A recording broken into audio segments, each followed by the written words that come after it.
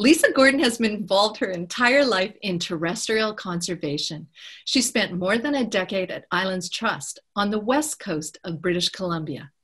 Lisa was responsible for facilitating dozens of conservation covenants with people on private land in the Gulf Islands. Lisa is retired from paid work and volunteers with Community Trees Matter, one of our community partners at creativelyunited.org. And she also lobbies government to invest in the urban forest. So Lisa, please tell us, what can people do to protect and preserve trees on their property? Thanks, Frances. Well, first of all, if you're not an arborist yourself, please do pay the extra dollars to get advice from professional arborists about the location and the needs, the conditions for the trees on your land to give them the best chance. And if you're not going to own your property forever, consider the future owners. If it's not going to be in your family, it's somebody might have a different idea about trees than you do. So really think about avoiding underground infrastructure, your driveways, future buildings. You don't want the trees to become a problem, even though they're small now. A sequoia is going to take a lot of space in the future. And think about whether someone might subdivide your property. If you have a larger property that's zoned for subdivision, you definitely want to plant in areas that are not going to be of interest to future developers. And the best way, and we'll talk about how it's tricky and it's expensive, but it is absolutely the best way, is to enter a conservation covenant that, for one thing, can prevent subdivision altogether from any future owner being able to subdivide, but for another, to take down the trees that you so carefully planted. And I can speak some more about the legal tools of covenants if you'd like me to jump in. Please do tell us more about some of the legal tools. Yeah. So a conservation covenant is on title. It's on your land, just like your mortgage is on title. And it's a way to formalize your promise to the trees after you no longer own the land. And while you own the land, you will also be subject to the legal requirements of that covenant. But the thing is, you've got to find an organization locally that can be named on the land title as a third party to represent your interests in those trees and after you're gone. And in your area, there'll be, if you're in British Columbia, you can look up under the BC Land Trust Alliance, a conservation organization in your area that can be on title. Now, before an organization like that will agree to be on title and hold the trust, the promise to take care of those trees, they're going to probably want some money from you. There's a thing called an endowment to help that organization take care of it legally.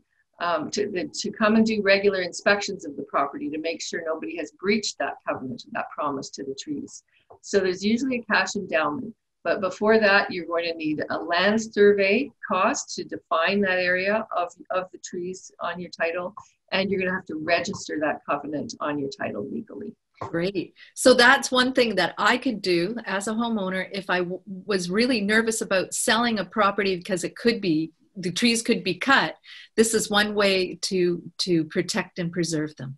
Yes, and if you can find a partner organization, you really need a third party, because once you don't own the property anymore, you have no legal rights on that. Lisa, can you tell us, how can people influence the decision makers in their area to take better care of trees? Relationships with the political players in your area are huge. It's really important during election time, during by-elections. That when people are campaigning to be elected, whether it's municipal or provincial, that you get to know those candidates. It doesn't matter what party they're on, and ask them what position they take around trees. Inspire them to love trees as much as you do, or assume they already do love trees, but get them to say it publicly. Once the people are elected, the opportunities are smaller, but very focused. So when election time is over and people are setting budgets, or they're doing bylaw consultations, or they're doing rezonings of a property that has trees, that's when you need to show up and say what matters to you about trees and get your neighbors organized. It doesn't work that well to just show up at council randomly. You target it to times when they're making decisions about trees already. And rezoning is a critical one. That's the one time where they can say no to a developer. And it's very hard to get them to say no at any other time. So if you make the trees be front and central during rezoning, it's your best chance. Excellent. And that happened in the city of Victoria, I understand, and you had something to do with that. Can you tell us a little bit about that? Yeah, thanks. Well, I mean, we got to know the politicians as they were getting elected. As I said, that was really important, getting them to say what they thought about trees and what they do for trees. And then when budget time came up, we held their feet to the fire and go, okay, how much are you going to spend on trees this time? And in the city of Victoria, they doubled their budget around trees based on the public pressure that we brought. And they completely revamped the tree protection bylaw. And they're still looking at another phase of strengthening that bylaw. So we feel like citizen pressure was the magic sauce for that whole project. And it was really encouraging. A number of regional governments have declared a climate emergency brought forward by citizens. This is one way that we can get more trees into the ground thanks to their carbon sequestration properties. Lisa, what do you think about that? And did it influence the city of Victoria?